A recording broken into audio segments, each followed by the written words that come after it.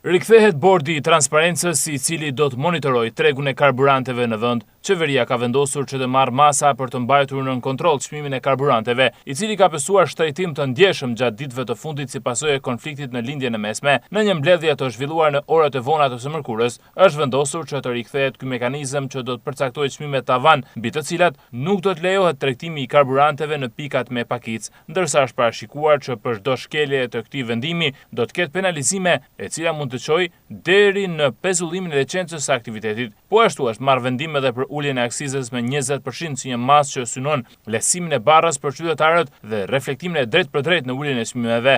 Aktualisht aksiza është rreth 39 lek për çdo litër naftë dhe me uljen shkon në 31 lek për çdo litër naftë ose 8 lek më pak. Vendimet pritet të zbardhen në ditët në vijim, ndërsa bordi do të ngrihet javën tjetër. Nga burime është mësuar se në mbledhjen e qeverisë, qeveria ka përcaktuar edhe marzhet e fitimit dhe mënyrën se si do të funksionojë bordi i transparencës. Për të kontrolluar kompanitë është përcaktuar edhe marzhi i fitimit, i cili do të jetë 3 lek për tregtin me shumicë dhe 12 lek me tregtin me pakicë. Një mekanizëm i tillë për kontrollin e tregut të karburanteve, siç është bordi i transparencës, është një mekanizëm që është ngritur edhe gjatë përshkallëzimit të luftës së Rusi-Ukrainë, por ndërhyrja këtë herë është më e madhe pasi është vendosur që të ulet edhe aksiza, kjo që aplikohet për çdo litër naftë. Me zbardhjen e VKM-s pritet të saksohet edhe koha që do të jenë në fuqi këto ndërhyrje të marra në mbledhjet e fundit të qeverisë. Aktualisht në vend operon një task force, e cila po monitoron tregun e karburanteve, e cila u ngrit pas nisjes së konfliktit me Iranin.